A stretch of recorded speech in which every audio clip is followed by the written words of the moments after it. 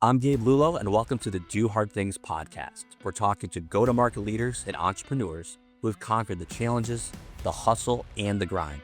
Get ready for real talk, real insights, and no fluff.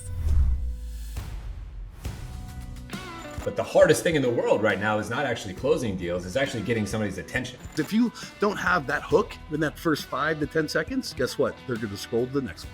You need to go in and you need to make it sound like yourself. That's the biggest piece of the puzzle. And I promise you, we can all tell. The people that are trolls and the people that are haters never done the thing that you're doing. I love doing this podcast because I get a front row seat to some of the greatest minds in sales. Gone are the days of saying stay in your lane. When you're an executive leader and you're an enterprise-wide leader, there are no lanes. You've got to be partners. Curiosity is like when the type of questions you ask is sometimes the value that you bring. I need you to tell me when you're ready to buy or what you're ready to do. And I think it's changed so much into like adding more value. And if you're not doing that, then you're definitely going to come off as desperate. High pressure selling is like a dinosaur tactic at this point. No parent is like, oh, you should be a salesperson when you grow up, right? Everyone's like a doctor, lawyer, whatever crap. It's never salespeople. It's not your job to motivate people. It's your job to find motivated people. It's not cockiness. It's not arrogance. It's confidence knowing I know this and I know that I can help you. From where I started to where I am today is all because I learned how to sell. And there's too many people who have only been doing this for 5 freaking minutes. Sit down, close your mouth, actually go out there and get yourself beat up. Then come back and tell me if something is dead or not. That is exactly why I started this podcast, because right there, that's the epitome of doing hard things.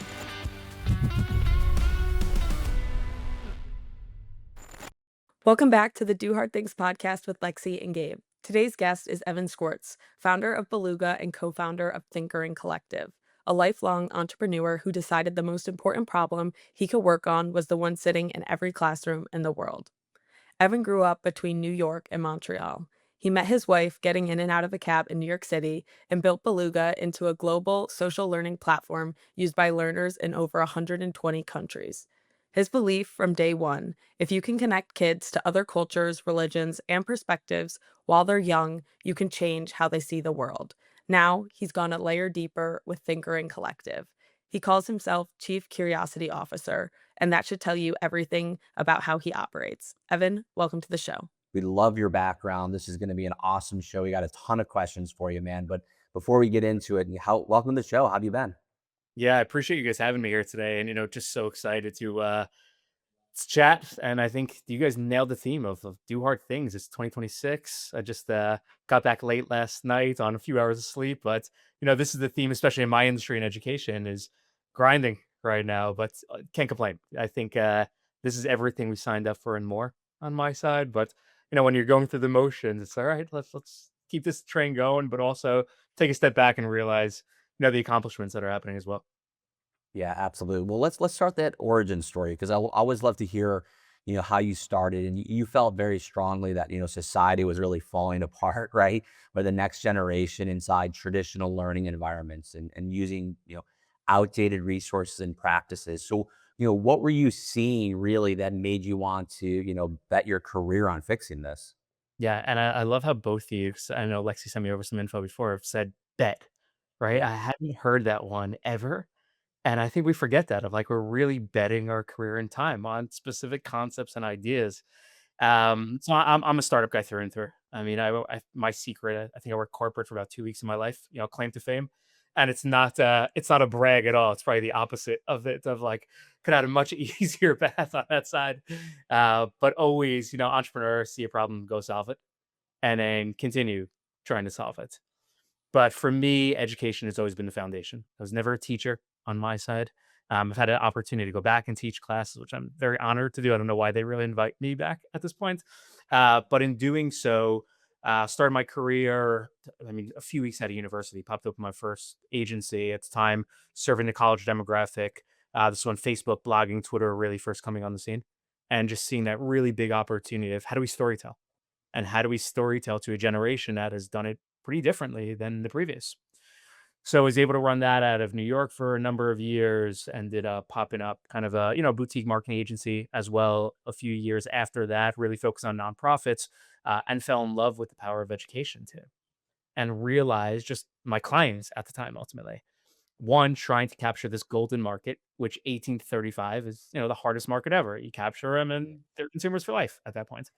But then working a little bit deeper down the line of, hey, starting to get a little bit earlier age demographic that clients are trying to speak with and done so in authentic ways. We're not just selling, breakfast cereals and apps to these kids ultimately, right?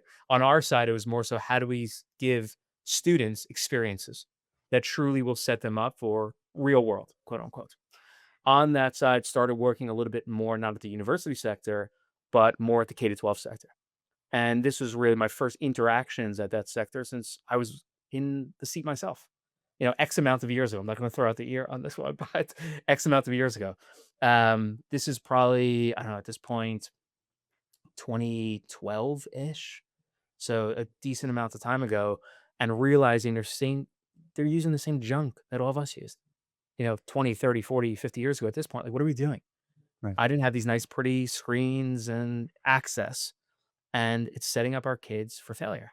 Now, there's a whole other conversation of screen time and, cybersecurity and AI, which we're dealing with. That's a real thing taking place right now. But we're treating kids like they're going to the jobs that were existing 50 years ago. And this was 12 years ago at this point. So started looking back and saying, how do we make a bridge? And not just content and curriculum driven, because I think that's everyone's first action of we need new science curriculum, or we need new social studies curriculum, or we need this new program. It's more so how do we just go back to being human? Right. And how do we connect and collaborate and understand one another? Throughout my life, I've been fortunate to travel. I think that opens up your eyes to everything out there, right? Of like, hey, I'm in Europe and I can't believe they like the Yankees the same way as I did, right? Like, what's going on here? All of a sudden, barrier goes down and creates a bridge. Right. So the mentality initially was, hey, what if we did that for kids around the world? And the same way as I stood by the mailbox when I was in fourth grade waiting for a letter from Japan, right? My pen pal, I had Right. to wait 8 months to get that letter. Like, what if we did this earlier, but not just with communication, but with content that acts as a vehicle, and let's just align it to core subject area and curriculum instead of the junk that all of us used X amounts of years ago. So that's really the origin story of, what I would say vaulted me into K to 12 education. But throughout my career, honestly, right place, right time. I think for a lot of these opportunities have, been fortunate and see, hey, something's shifting. And today it's definitely shifting as well. And I know we'll get into that in a little bit too. But, really just how do we set them up for success? And instead of this traditional pathway of mediocrity, which or failure, really what we're doing now.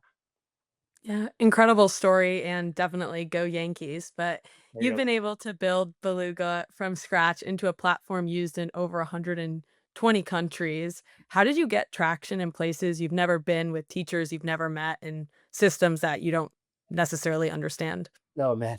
Great question. I think when we first started Beluga, entrepreneur problem, right? Of like, I can't sleep at night. I'm scratching, scratching, scratching. Of like, there's something to this. Um, Honestly, at the point, sliding into DMs and just speaking with any single person that would talk to me. I remember starting, and initially the focus was just on the US of, hey, what do we need to do to connect communities? And looked at who are the innovators in education. And we saw a program of, hey, these are the 50 best teachers labeled, right, by a contest, teacher of the year. Right. So went to the website, saw all the names, and slid right into 50 DMs on that side. Was able to then go, school district, and most school district information is public. Let's go out there and let's grind a little bit on the cold outreach. I think cold outreach has shifted a little bit now, although it definitely still works for some people. But really just writing authentic messaging of like, hey, this is what I'm trying to do. I'm not selling you anything. I don't even know what it is yet. All I want to know is, what are you doing in your classroom? And am I crazy? Or am I actually onto something? And what we saw was those 50, maybe I got 10 responses, right? 5 of them said, take a hike. I never want to talk to you ever again. But 5 of them were great. And like, hey, this is really interesting. I would love to give you 30 minutes of my time or 10 minutes of your time. It doesn't matter, right? Like, just start that relationship. Let me tell you exactly what I'm trying to do. And I think, from my side, New Yorker to the fullest of, I can't hide authenticity. Even if I try to, it's like, this is what you get on my end. But just having great conversations, understanding what their real gaps are, and bring them along for the journey. I think we labeled those 5 of like our impact board right out of the gate, right? It was just like one conversation of these are people that I could continue communicating with. So every time we made a great update, they get it. We raised some venture capital really early in the Beluga days that were able to bring in technology and team and all those good things. And those 5 ended up being our first users. And not only were they our first users, but this was, I think, a very different landscape by the time we launched Beluga. Beluga's in our 12th school year now, which is crazy to me. But in doing so, we looked at it and Twitter was hot in education. Facebook was still hot in education. And we started sharing the work. And all of a sudden, these individuals are sharing the work. And strategically, whether we realized it or not, these were pretty high profile names in the industry that put out a tweet of like, hey, my kid just got on Beluga and here's a picture of us using the platform. Something so simple. And the next day we had users in Australia and then Dubai and then Poland and said, oh shoot, what is going on right now? Like we were definitely not prepared for that global footprint. I think within the first 2 months, we had 25 countries on the platform. And it just started to snowball from there. And we've grown with our community completely. I think that's, the secret sauce. Even now, we're going through a major transition with Beluga of like, what does it look like with AI? The product I always say, I was talking to another founder in education the other day, and education is not for the faint of heart. It is brutal, this industry. I know every industry is brutal. Every founder says that. But I truly mean that on the education side of like, if I build Beluga what I think it could be, it's for me. And unless I'm paying all of our bills as a company, it's useless. So there's no ego attached to it. It's more so of what do our companies need? What do our clients need? And more so, how is it going to impact kids? And I think that's the mentality we've always had and just authentic growing. We've never spent, and truth on this, we've never spent a penny on external marketing. You're not going to see Facebook ads. You're not going to see us at conferences with booths. See us at conferences a lot, speaking and keynoting now, which is great. But never that approach of like, here's a swag bag and I want to speak with your decision maker next week because you get grouped into everyone else on that side of the fence. Right, right. So I love this because, we're both tech savvy, right? I'm sitting in front of two 49-inch monitors right now. I like in my command center. But at the end of the day, and I'm starting to do this too, and I really love that you do this. You always say you're normally connected 24/7. And when you're an entrepreneur building from that origin story, you kind of have to be. But then you became a dad and you really restructured the way you work and you set up some non-negotiables, which I love. Can you take us through that and how was that effectiveness as a founder? Yeah, great question. And you guys did your homework on this one. It turns out my wife is also a founder as well. And she's definitely the beast of the family. Like she's an amazing entrepreneur, way better than myself on that side. I mean, yeah, being a parent is, I think, justified my mission ultimately. Right? Like we're building for everyone else's kids, and we continue to build for everyone else's kids. But you look at it and like, I refuse, right, to bring my kids through mediocrity on that side of the fence. But right out of the gate, 24/7 is the hard thing, right? You're going to sacrifice something ultimately. For us, I think the thing that I always go back to is what does success look like? And I think if you ask me in my career when I was 22, first starting to 32 to now, in my 40s on that point, it's very different. For success to me now is I just want to drop off and pick up my kids from school. And I don't care about anything else.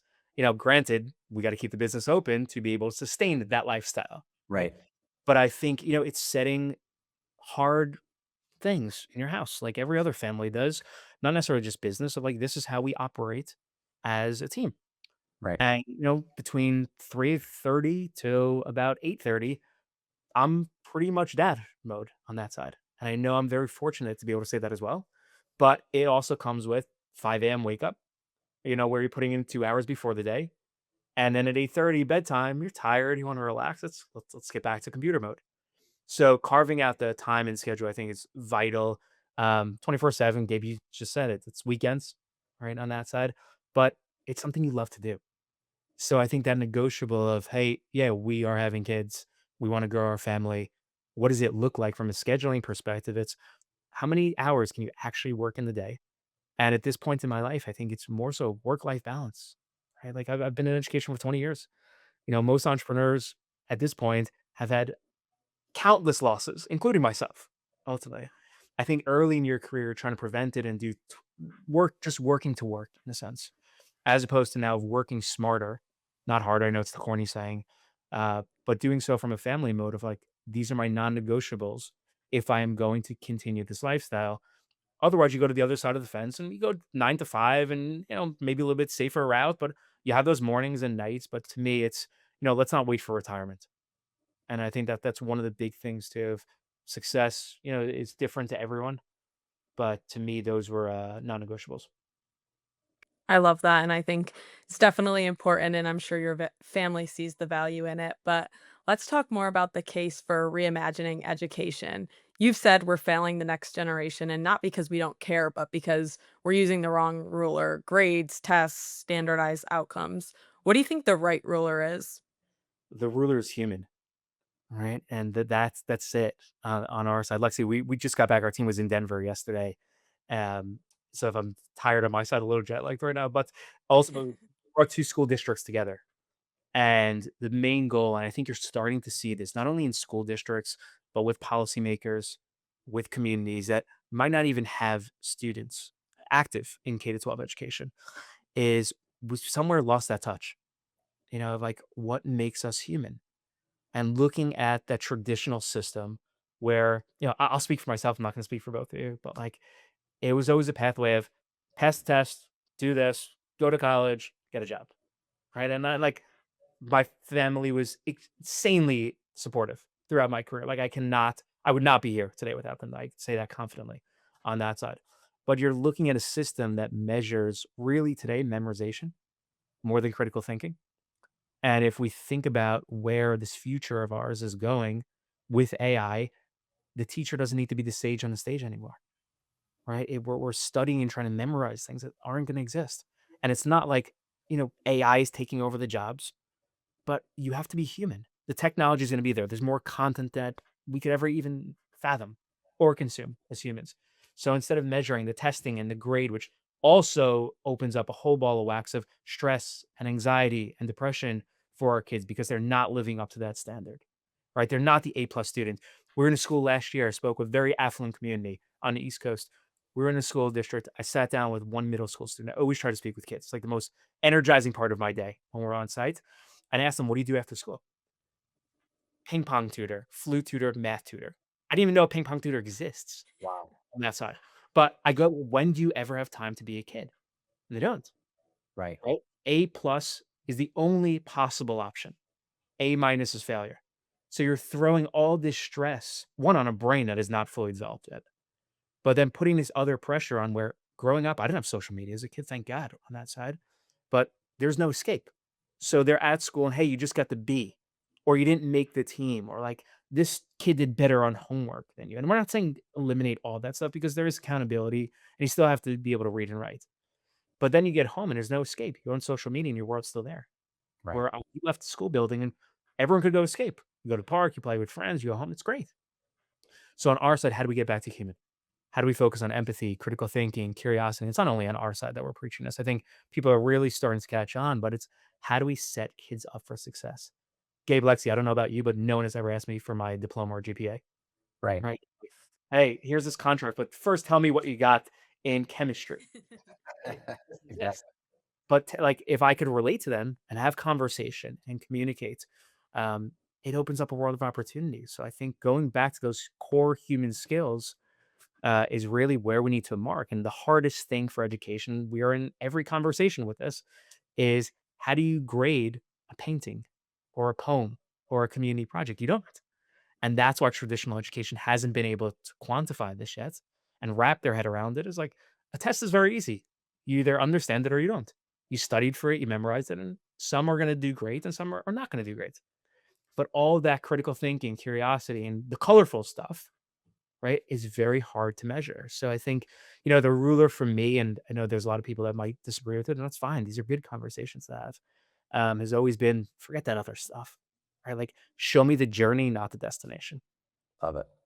You said the word twice in your answer to Lexi. I picked up on it. Curiosity.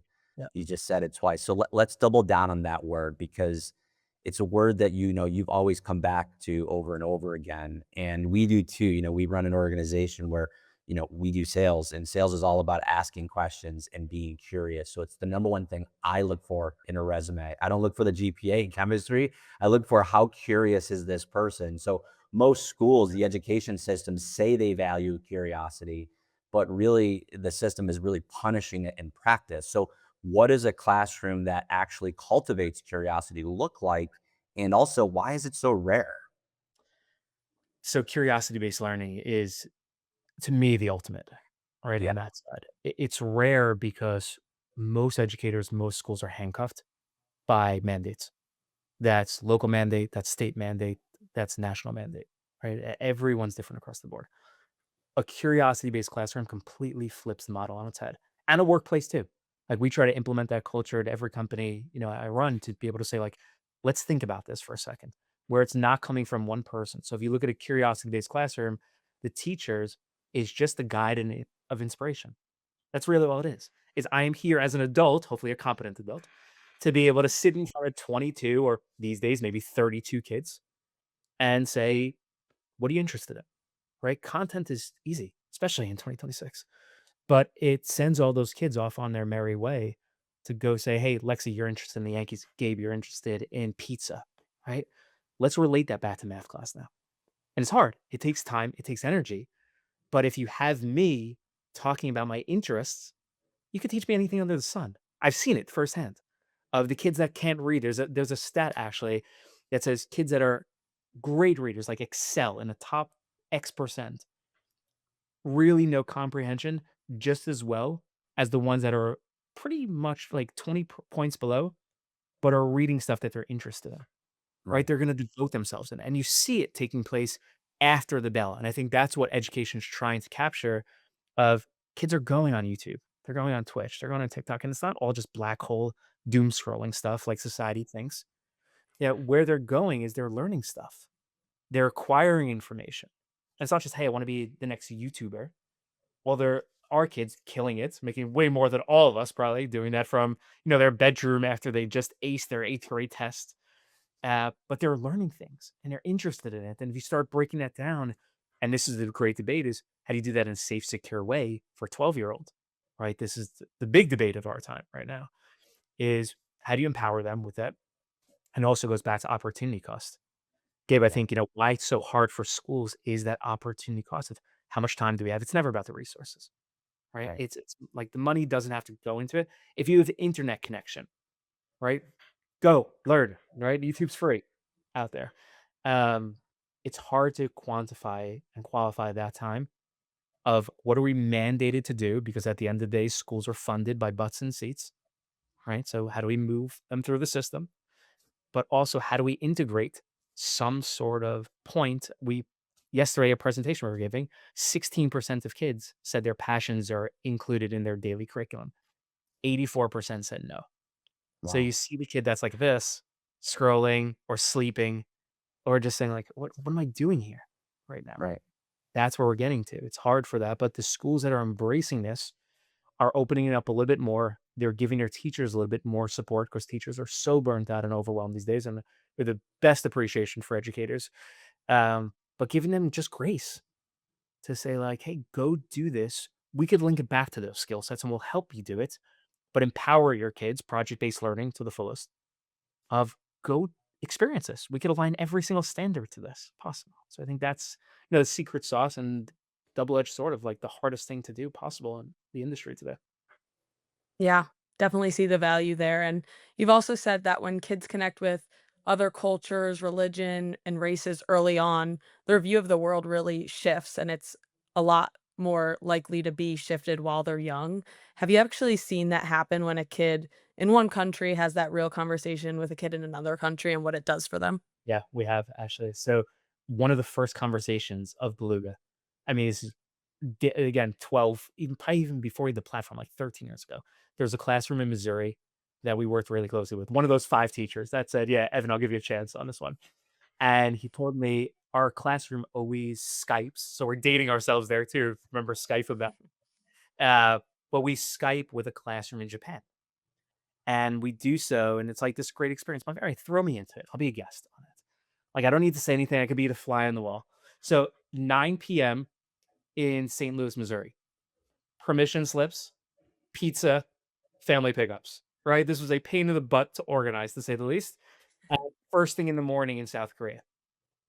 Internet connection is horrendous, right? It's spotty, it's pixelated, the whole nine of it. But one kid gets on in South Korea and says, I love basketball. And the classroom in St. Louis erupts. Like they just won the championship. They could not believe this one kid, an ocean away, actually has the exact same interests as themselves. And that's one tiny, tiny example. But what we've seen is that that wall was broken down. And we've tracked this over time. I mean, we've had amazing students in our program that are going out there and not only connecting, but showcasing what innovation, what inspiration can look like in their communities. So, like, we have this amazing student in Buffalo, New York. He's now probably getting ready to graduate college. Complete outlier, unbelievable kid, but created a whole project around real estate and business within his community. And that project was shared globally, where he was able to, I mean, completely change the landscape of his community moving forward around homelessness, segregation, racism, and like flipped it on its head with real estate and business. And he's going to major in it and be a stud. That I know. But that project was also able to be shared with communities around the world where he was now the educator. And we go back to what does curiosity based learning look like? That child or student, now man ultimately, was interested in a topic, saw the problem within his own community. On our side, there was no magic. We just gave him a little bit of bandwidth to say, like, go explore, and we're here to help you in any way possible. And he became the expert at 16 years old, where he was able to educate and share that with communities around the world. And what's the trickle down from there? How many other kids found real estate and business really interesting and are creating that impact in their own community? So let's see, I think it's that one little spark. You know, it goes back, Gabe, you keep picking up on curiosity on our side. But that's what it is. If you're able to plant that little seed, you know, the impact can be tremendous. I love it. That's awesome. So let's jump in about the non-for-profit Thinkering Collective. I mean, it's described as one of the world's first really non-for-profit from idea to impact incubator for educators. So teachers have come to you, right? They've built, trauma-informed outdoor classrooms, student-run media studios, AI tutorial pilots. Like it's unbelievable. So what does it take to really unlock that in a teacher? And who has been, who has really been told for years just how to follow curriculum and like you said before, the memorization and the measurement. How does that work? Yeah, great, great question. So Thinkering started, man, at this point, it's about 2 years ago. Literally sitting in this chair, we just sold new subscriptions to a district for Beluga. And like, we should be really pumped. And we took a step back and said, what are we doing right now? Right? Like we're doing great work on that side. I can't knock it. Team's been amazing. Community's amazing. But more so of like, we're not hitting our North Star, which goes back to how do we humanize learning? Right. And I am a glutton for punishment. I'm an entrepreneur, like to fault ultimately of that. So like when everything's going like this, throw the wrench in the system. Do hard things, right? Do hard things. That's it. Do hard things. Both of you know that better than anyone. So on our side, really started figuring out like what needs to change and who needs support the most. And today it's educators, right? Over 50% of educators every single day of the year contemplate switching roles, and not roles, industries, or retiring. Imagine half the workforce left, right? Like this is literally our future that we're investing in. So that 8-year-old kid might look young, he's voting in 10 years. And then everyone's going to come back and bitch and complain about politics and this one and that one. And this politics side, we live in a free country. It's great. But we have to invest in our future, right? For better or for worse on this side. So on our side, we said, let's go back to teachers and let's support them with the things that they're truly missing. We also found out that it's really hard being an innovator in education. And not on our side, but within the school building. So that one teacher that is doing everything possible for his or her students, they feel alone. They feel isolated, ostracized, alienated, what you name it. There. We said, why? Right? Like, and we heard the stories and listened again. Teachers driving 45 minutes home, hysterical crying because no one appreciates them and no one listens to them and saying, like, what am I doing? My time and effort isn't worth it. Ran a data point the other day. The average teacher in our community spends $900 out of pocket every single year. And everyone knows, like, teachers aren't in it for the money, right? We cleared this one already. But in doing so, we said, let's solve this problem. Let's solve it with community first. So let's surround those innovators with other innovators. And you don't have to be the one speaking 24/7 to be the innovator. You just have to put kids first, right? Understand like the system's there, but also there's other ways to do it. So we started connecting teachers with one another. We started connecting them with experts as well in mentor roles and saying, let's connect you with the people that have done this before. And then looking at school systems to say, well, your professional development and training, which you're mandated to do every single year, is pretty weak. And that's, a nice way to say it. I think most would agree with that. The bar is set here, and hey, best of luck, pat on the back, and Monday rolls around and no one's doing anything. But that's because they're just overwhelmed. So we said, let's really invest in individual. We bring educators through a program, a 10-week program, a little bit of hybrid too. Sometimes we do the in-persons. But the goal is to tell us what's always been on your mind, right? We're surround you with these great content pieces and these great people. But by the end of it, we want to know what humanizing education means to you. And school districts are looking at this, and we've been really fortunate. We only launched Thinkering publicly about 18 months ago. We're growing really quickly. We came in some big heavy hitters in the industry, about 200 global partners right now that have been able to bring all communities together. But we saw this and said, well, let's level up professional development. Let's give them a true, authentic experience. And I think the proof is in the pudding, where we went from, hey, one school just taking a flyer on us to now every year enrolling 50, 100, 200 teachers within this program. And I think the thing that separates us as a nonprofit research group, that's really what we're focused on, is human first, is by the end of that program, it's not here's your certificate and badge and best of luck to you, but it's where the journey begins, where we turn to them and said, hey, you just put your heart and soul into this that you've been wearing or feeling for the X amount of years previously. And you know what education can be locally. Let's make it happen. And as a nonprofit, we then surround them with funding, with researchers, and continuous mentorship. I mean, everything, Gabe, you said it, from a teacher creating a school garden. We got one the other day where an educator came back and said, I need a school bus. Okay, like, let's make this happen, because you're going to bring technology to rural communities. Huge, huge impact, where communities can justify that upfront of like, let's give this teacher some grace, because it could literally change the landscape and sustainability of our community moving forward. But again, community is everything on that side. Yeah, it's incredible what you're doing. And you said some of the best teachers are really starving for permission that they don't actually need. Where do you think that paralysis comes from, and what does it take to break through it? Well, that's a great question. I mean, they've been institutionalized their entire career, right? Just banged over the head of stay in your lane, work on this, and you get summers off, which is BS, because most of them are never taking summers off. For us, we did a talk on this recently. We label it as like 3 Fs. So fear, funding, and freedom is really what it comes down to, right? These traditional industry problems of I'm just a teacher. That line kills me more than anything else. I can never do that. I'm just a teacher. There's no one in the world that could wrangle 32 kids with 5 languages spoken on not eating lunch. I promise you, except teachers, right? That to me is chaos in a nutshell. But they did it, and their heart's out there. But they're constantly pumped with this message, and publicly pumped with this message, right? Of like, we don't hear the true stories of teachers 24/7.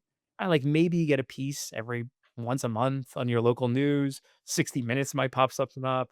And the blog XYZ might focus on it, but you're not really hearing the celebration. So even if you look on Twitter, if you look on Facebook, if you look on LinkedIn, one of the biggest things you'll see in teacher profiles is servant. The word literally servant. I would never put that in my profile. Gabe, Lexi, I don't know about you, but like, that's the idea. They feel like they're public servant, right? They're giving themselves to the industry and to the community, but they're constantly pumped with the fear of stay in your lane, right? You can't do this. There's not enough time. There's not enough people to do this. The funding, which everyone knows, education is completely pulled out right on that side. And it's not getting better, right? It's getting worse on that. So I was talking to a school district this morning, 26 million deficit. They wiped out 3 departments. That's going to hurt kids at the end of it. Those other people, they're hurt. They'll find jobs, and I sympathize with them. But at the end of the day, it's hurting kids. So the funding is a major thing, which is on the Thinkering side, we go to the public. We go to the private sector as well to bring in funding of how do we give back to communities on that end. And then also the freedom to say you have to teach to the test, right? That's the only way our school is going to succeed. It's the only way you can keep your job and get tenure and all the other things. You're in a pathway. And yeah, sure, you're 65, you get the gold watch, and gold watch, you probably get a cake at this point in education. But stay in your lane, do this work.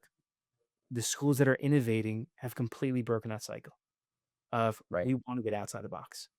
We know we need to get outside the box. And generally, what you see is you actually see the lowest performing schools statistically that have broken it because they're not measuring their kids by that anymore.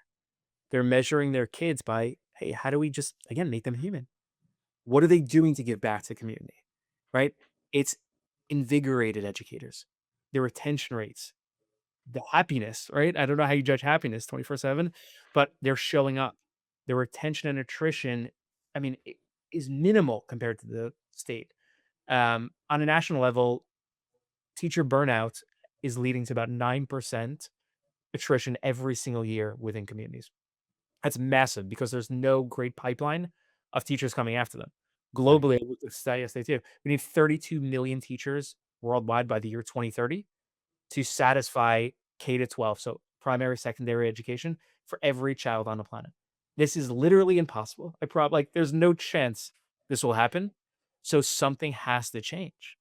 And if you look at those measures that are holding people back in our world, fear, funding, and freedom, how do we start breaking them down? You don't have to eliminate them immediately. $1 million isn't going to land on your stoop tomorrow, school district, but maybe we can go to the local landscaping company to help us create this school garden. That's a Thinkering project that we did with Fella. Landscaping company showed up, they put some bucks into it, and their workers were out there on a Saturday morning digging holes with community members for kids. So you don't have to wait for the line item budget to be released anymore. You're taking action. And I think, that those three things, if we just take a breath and look at, how do these get solved? Community members could really help support it. So here's the last question I got for you, and it's regards obviously around AI and the future of AI with learning. My daughter's in 7th grade, and one of the 8th graders in her class got caught using AI to answer and write tests, or do tests and write essays for them. And then they didn't know what to do. They literally pulled all their iPads away. They had a huge parent teacher conference, and it was still, everyone got, locked down on their iPads, and it was just a weird way of reacting to it. So what is your point of view on how educators in the education system should really be approaching AI, and because teachers are freaking out, right, about how AI is really affecting the our ability for kids to learn. Where does that live for you, and how do you feel about it right now? Yeah, great question. It is such a ball of wax right now for the industry. The one end, I want to think carefully how I say this one because there's so much to it. On our side, you can't disconnect technology from this audience. Right? Like they are digital natives. Right. The challenge that comes in is we saw what happened with social media to the previous generation. There were no rails at all. Right. So we threw them out there. I was talking to someone the other day. They said, like, if you look back at our child's like 70s, 80s, 90s, kids just roamed. Like you roam the streets. They're like, hey, don't take candy from the van, right? And like come home when the lights go on in the streets. That's it. That come home when the lights go on. That was me. That's It every father was, left the it was house. amazing childhood. Lexi, I imagine you're probably a little younger than Gabe and myself. On that, I mean, it was like you were so worried about other things, but like we gave them that foundation of physical world, what's taking place. For some reason, we still have that concern 10 times more today of like, don't go down a block by yourself. Don't learn how to cross the street by yourself. I have young ones at home, really young ones. But like I think we're helicoptering as a society over humans, young humans in the physical world. But then digital world, hey, go roamed. Right? Like if you think about it and getting, a little bit darker on this one, there's way more likely to be a predator online in Roblox and Minecraft than there is at your local park. Right. We can almost guarantee that at this point. So on that side, we missed that boat. And I think it's starting to come back around right now with kids. Kids don't want to be on social media. They're on social media because it's FOMO of they don't want to miss out what their friends are seeing and they don't want to be alienated. There's communities that have completely went back to flip phones. Hey kid, it's okay to have text and mobile, but you're not going to be on apps. And if the whole community embraces that, it works. Kids are happy. They're playing, they're exploring. It's great. AI can't be that again. We literally don't have luxury for that. So putting guardrails on, Gabe, there's so many schools in that exact same situation of what does AI look like? Now, states are coming in. New York is one of the last states actually to implement AI literacy standards. The challenge is AI changes every day right now. Like think about AI 6 months ago to now. You know, breakneck speed on our side. Right. So trying to figure out what does that look like? I think every school needs to put in some sort of policy, and not policy of we will not have AI. That's just a ridiculous statement at this point. Like AI is going to be the internet, for us. That's really what it and for our kids at the end of the day. But maybe we shouldn't be introducing 8-year-olds to chatbots. It's probably important, right? How do we look at AI as a source of information? So instead of writing our essays, which I hate that of like cheating and like, there's very easy ways to understand if it's AI or not, of critical thinking, of prompts, right? Of communication. So looking at this as a tool, not the end all be all from a school perspective. But it's really, really important to understand the gaps. And I think the big AI CEOs are trying to figure this out. I mean, Altman is talking constantly. You saw a few companies that pulled back completely on it. But student privacy and data and education, won't name the company, but there's a massive breach last week. And the company ended up paying a ransom. They have tens of thousands of schools and universities during finals week. And, the end of reporting that the data was up, right? And like there was a very public thing. You could search it on that side. But understanding cybersecurity, understanding AI literacy, understanding communication, I think it's really important now for schools to jump ahead of this, understand what it means for their community, and then pave the pathway with community members. So let's bring in professionals to actually help and guide our students with this of how can AI be used in a very supportive way, in a sense, but it's going to change in 3 months from now too. So I think that framework of AI is a tool, it's not the end all be all. I love it. Well, Evin, thank you so much for joining us on the show. Let's plug, who you want to talk to about the company. There's a lot of people in our audience, but who is that exact person that would be a great fit to reach out to you, and what's the best way for them to contact you? Yeah, great question. So they could contact me. LinkedIn is probably the best spot to get me. You can get me evan@beluga.org or evan@thinkering.org. I'm there 24/7, like you said earlier. But LinkedIn really able to communicate quickly with the group. Really for us, it's schools. We want to help.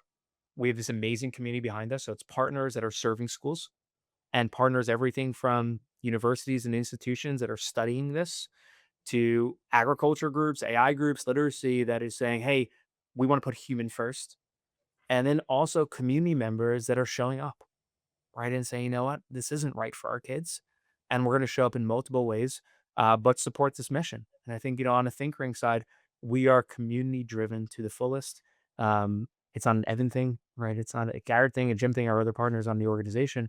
It's how do we help and connect the dots here? So really, anyone who's interested in setting up our communities for success and believe education is the foundation for it. I love it. Well, thank you so much for joining us on the show. You heard it first, guys. Reach out to Evin, connect with him on LinkedIn, and have a great conversation. And you're so easy to talk to. So thank you so much for the time today. We really appreciate it.